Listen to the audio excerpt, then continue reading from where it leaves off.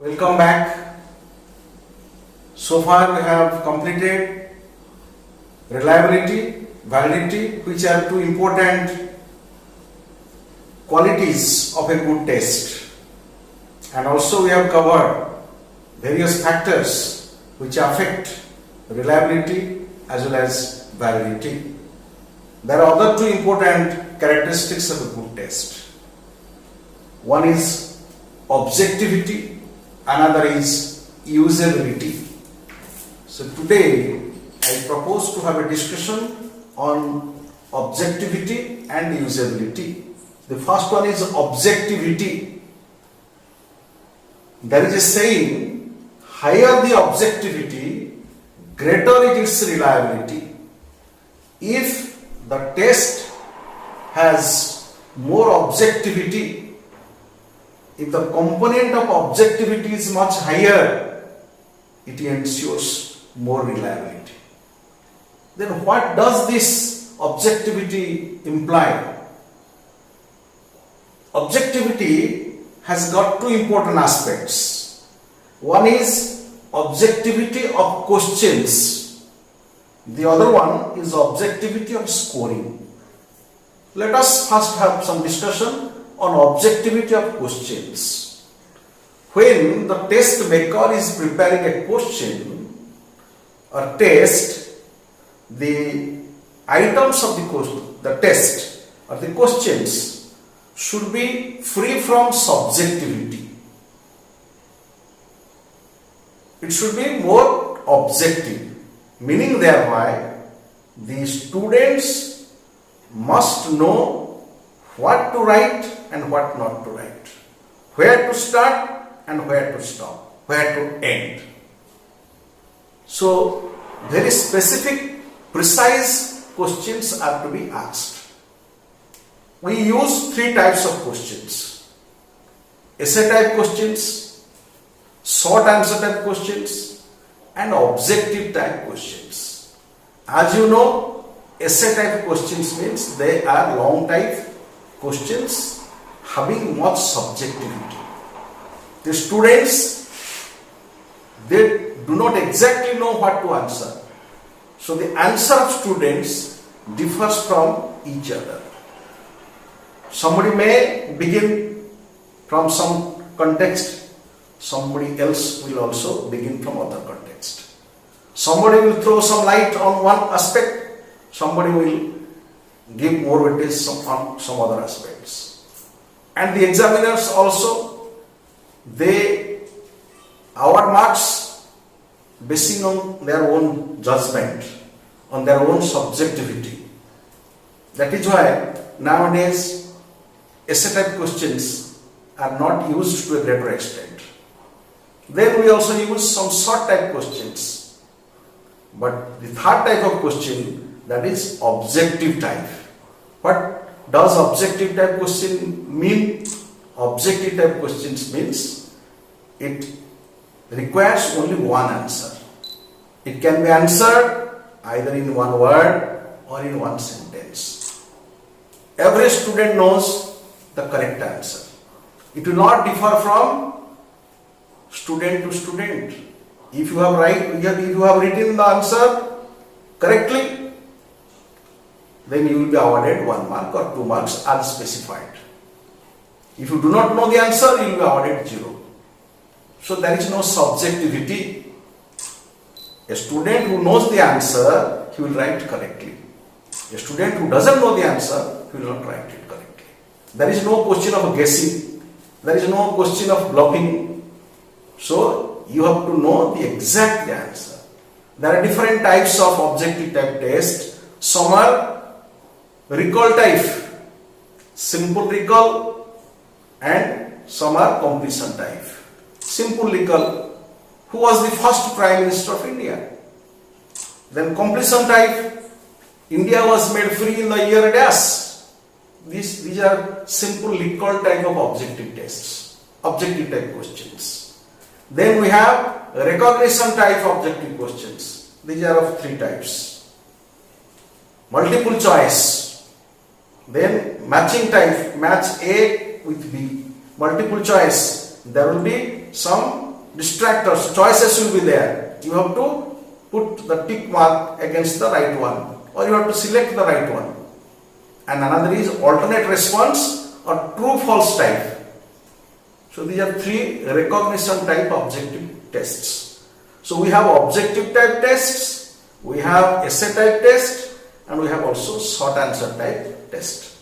Three types. But while each test item is having its own relevance, you cannot totally avoid essay type questions. We want to know the organizational ability of the student. We want to know how the students can interpret something, how they can reflect on something, how they will describe their lucidity of language, their clarity of expression. For all these, to ascertain all these, you have to ask some essay type questions. But essay type questions should be precise, specific, and it should not include certain words which make the test items more confusing and also sometimes becomes very much descriptive in nature. Sometimes you put questions, whatever you know about Akbar, write some words, sentences on Akbar. So it is now free to the students. Different students will answer this differently. But exactly what you want to know, write the religious policy of Akbar, the childhood of Akbar, the administrative activities of Akbar, what exactly you intend to know, make your question very, very specific. So generally we used to have some essay type questions like this: define, describe, elucidate, explain. So such items, when we are using, we should use in very specific terms. What exactly you are asking, what the child is expected to answer. That must be clearly defined. So that is objectivity of questions. There should not be the bias, prejudices, and other subjective judgment of the examiner while also scoring. And while the child is answering the question, he should also know that what to answer and what not to answer. That is objectivity of questions. Then when it is ensured, the other aspect is objective of scoring. After the exam is over, next part comes the examiners, the teachers. They will score your answer scripts. While scoring, they should be also free from any kind of bias or prejudices, subjectivity. There should not be any halo effect.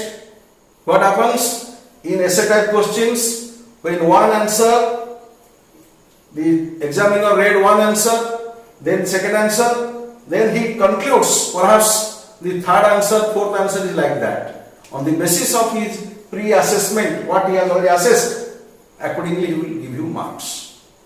And you will find that your classmates who are inferior to you academically, sometimes they score more marks. What you deserve, you do not get. Even the examiners, when they look at the names of the candidates, they are also carried by halo effect. Looking at the name, without going through the text, your answer, they may award marks. So, objective of scoring means to what extent the competent examiners, they award similar marks. There is no fluctuation, large variation in marks. You might have observed in our central valuation system, each examiner is given 20 answer scripts for valuation. So, when different examiners are there, each one evaluates 20 each. So, if there is no objectivity of scoring, if there is no adequacy of scoring key, so what happens? Different examiners will award different marks.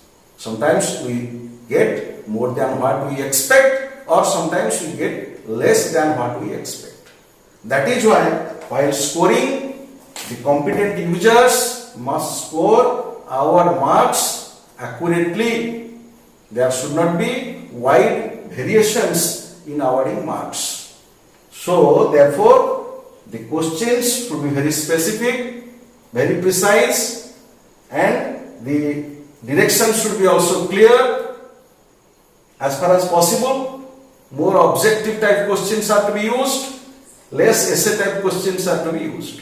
If essay type questions are at all used, then those should be very specific and target oriented. What exactly your test intends to measure, which learning outcomes the test, your essay type questions intend to measure, that must be well clarified. Then when you are answering the questions, you are scoring the answer scripts, the examiners, they should also follow a scoring key. They should see in the scoring key there are answers, possible answers, and for each answer what is the corresponding mark. Accordingly, they will award marks to the candidates. So if you follow these instructions, automatically you will find the objectivity of scoring and objectivity of questions that will be more ensured. So I have already told you, objectivity has got two important aspects: objectivity of questions and objectivity of scoring. And how to ensure objectivity, I have already told you, but for your benefit, I have once again written the points, the important points. You have to note down it. These are the measures for increasing objectivity. I told you the first measure we have to take care of, that is, questions should be precise, very specific, and well conceived. Questions should be precise, not in general terms. You should not ask in general terms. Very specific, what exactly you intend to know, what will be the answer, specified answer from students who are expecting, that must be specific and well conceived. When you are preparing a question, you should prepare in such a manner that your question intends to serve your purpose. It must aim at measuring the learning outcome of the students as desired. So you should be very careful. The questions should be prepared thoroughly as per the different norms or suggestions meant for developing a good test. All this must be taken care of. So precise, specific, and well conceived. Then the second measure, there should not be any ambiguity. We have discussed several times that ambiguous items, they confuse the students. Even if you know answers, you are unable to answer because of the ambiguity in the question. So question should be very lucid. Question should be in a clear-cut manner. Question should not have any kind of figurative statements, ambiguous statements. Very simple and lucid language will be used so that ordinary students can also understand properly and answer the questions as desired. Otherwise, when ambiguous items are there, they get confused and the students answer questions differently because of lack of understanding. Then the third one is, instructions to examiners should be specific and clear. As we have discussed under the factors of reliability, that sometimes due to unclear directions, students, they secure less mark.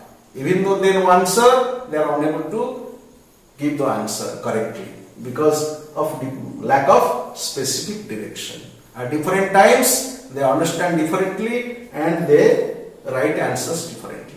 That is why the test maker should provide specific, clear instruction to the examinees, to the candidates, to the students taking the test, undertaking the test. Accordingly, they will answer. And without specific instruction, without clear-cut instruction, it will be largely affecting reliability and validity.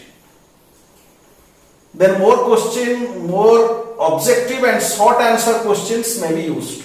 We know there is more chance of subjectivity, halo effect carryover effect, prejudices, bias in case of essay type questions.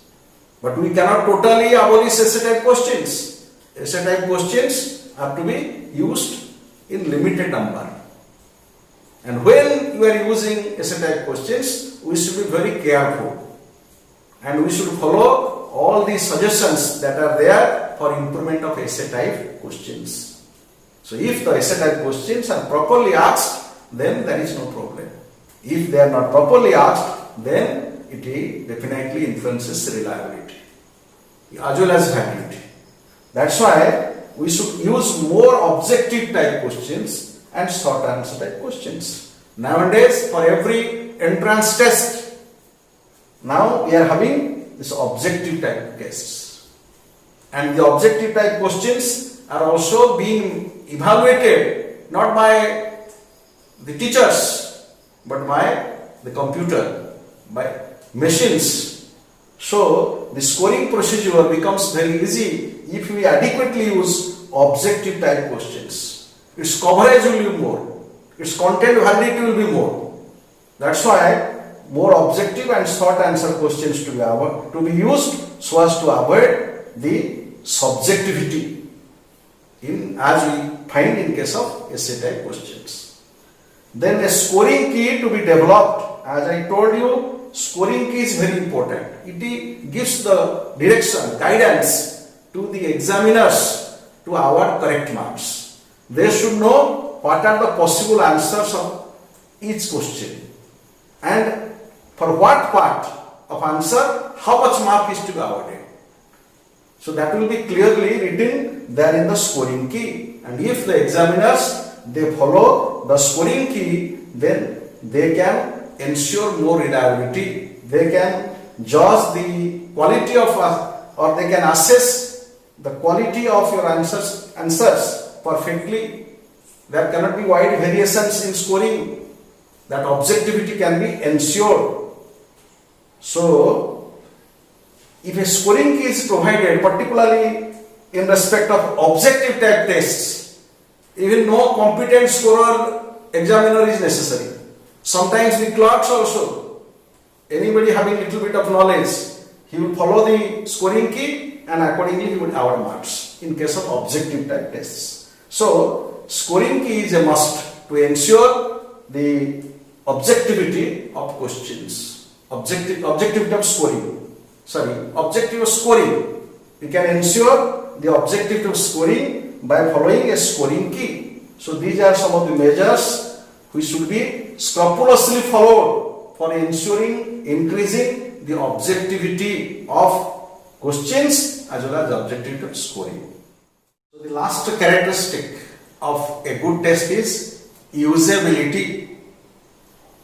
The test maker has developed a test which is reliable, which is valid, and also it has objectivity. But if it lacks usability, all these three important qualities, reliability, validity, objectivity, are useless. So what is this usability? Usability means to what extent the test can be practically used. That is important. Your test may be very good one, but if it is not used by the practitioners, if it is not used by the teachers, the administrators, researchers, and all other academicians, practitioners, those who are using, if they are not using such tests, the test is useless. So, usability therefore refers to the practicability of the test, to what extent it can be used by the teachers and other practitioners. This involves these 7 factors, aspects, or 7 components of usability. The first one is administrability. Your test may be reliable, may be valid, very good one, but it should be administered, administrability. It should be administered easily without seeking much expertise, skill. Only experts, experienced teachers, they should handle the test. Nobody else. No. It should be such which can be easily administered. Not by some specific persons. Any classroom teacher can use the test. It should be administered properly. And in the administration, if there are some errors, naturally this will influence the reliability and validity of the test. So it should be easily administered. There should not be requirement of any specific expertise or skill, competency to administer the test. Only competent persons can do it. Other people cannot do it. That should not be. It should be largely administered by teachers, researchers, other administrators, practitioners. So everybody who is interested in assessing the performance, knowledge, the learning outcomes of the students can administer this. So it should be easily administered.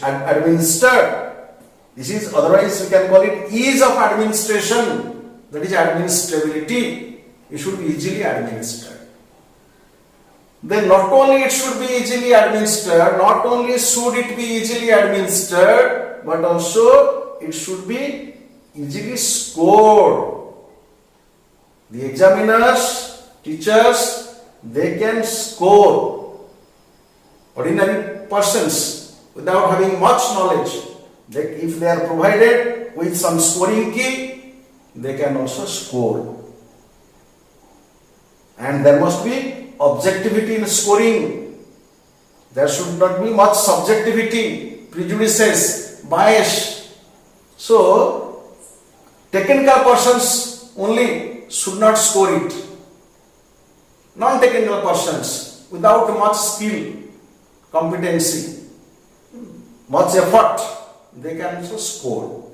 So, the test results can be easily scored. The test can be easily administered. Then the third one is interpretability. The results, the scores should be easily interpreted. The teachers, researchers who are using the test results, they must easily interpret it. Much of technicality should not be there. If you are using some standardized tests, by now you have understood what is teacher-made test and standardized test. Standardized tests, they do have their test manuals. They have some norms, specific norms. So if you follow the norms, the manuals, you can interpret the test results. You know, the raw scores, when you award some marks to the students, it is called as raw scores. The raw scores cannot be just interpreted. The raw scores in statistics, we have to understand these things. These raw scores have to be converted into derived scores, Z scores, standard scores. We call them standard score, Z score. Derived score. There is a formula for computation.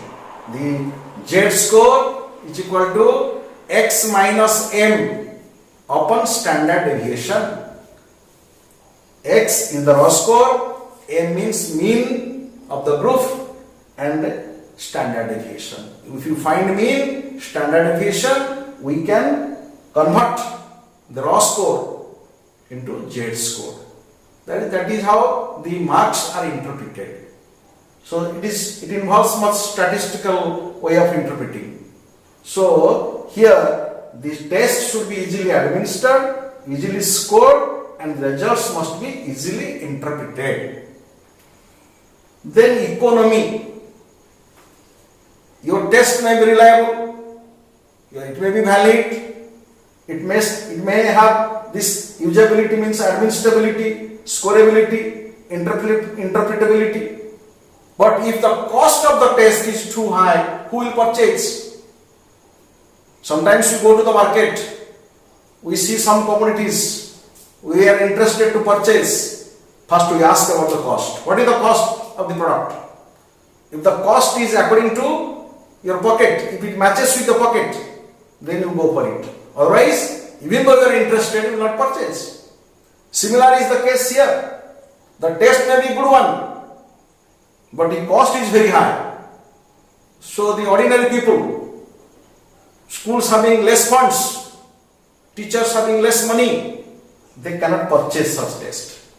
So you should be economical in terms of cost, in terms of time.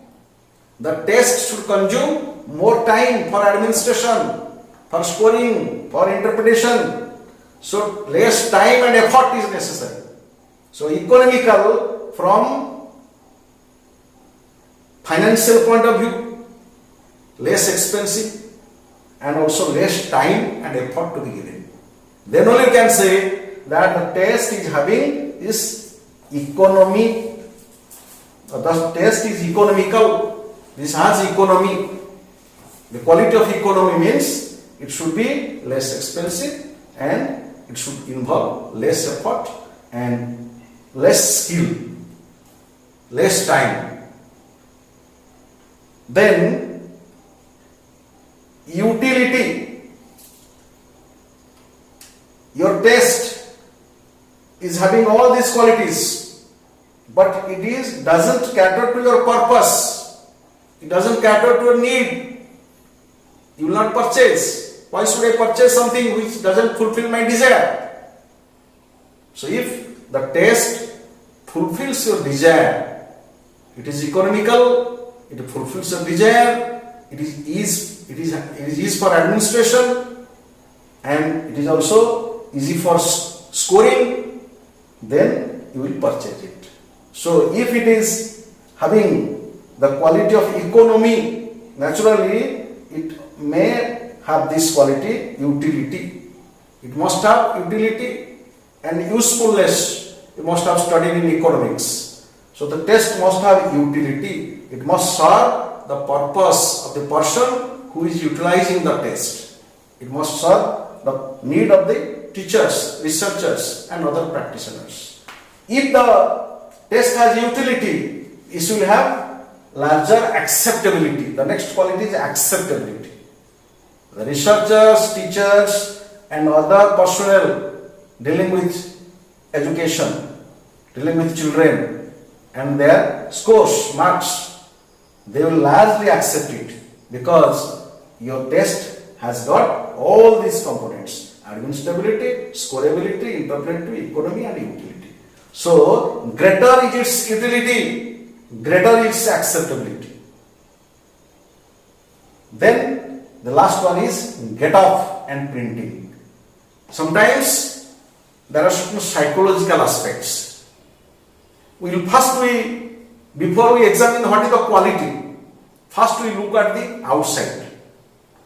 When you look at the book, what is the page, the outside page, the first page, is it attractive? If it is attractive, there are so many books. First, you will pick up the one which is very attractive, colorful. So that is why the get-up, that must be attractive. Then the printing, its letter. Sometimes some books you might have observed, some books are written in very small letters. That affects or that contributes, adds to your mental agony. You may not like to read that.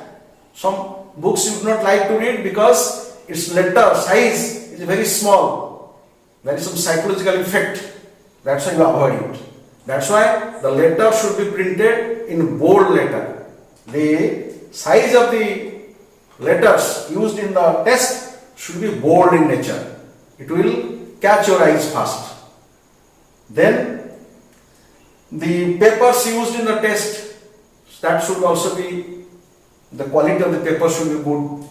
It can be preserved for a longer period of time. After several use, it is not damaged.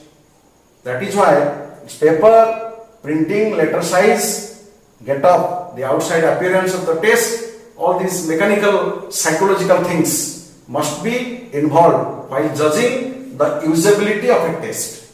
So usability refers to the extent to which a test is used by the practitioners, and this involves these 7 important aspects: administrability, scoreability, interpretability, economy, utility, acceptability, get up and printing. So this finishes my discussion on objectivity and usability. I hope you must have seen all my videos starting from reliability, nature of reliability, methods of reliability estimation, validity, nature of validity, types of validity, then factors affecting reliability and validity, and today's video, that is objectivity and usability. So please go through all the videos and prepare a note. Any doubt, any clarification, you can contact me. You can also discuss, or you can give your feedback. We will discuss in subsequent classes. Thank you. All the best.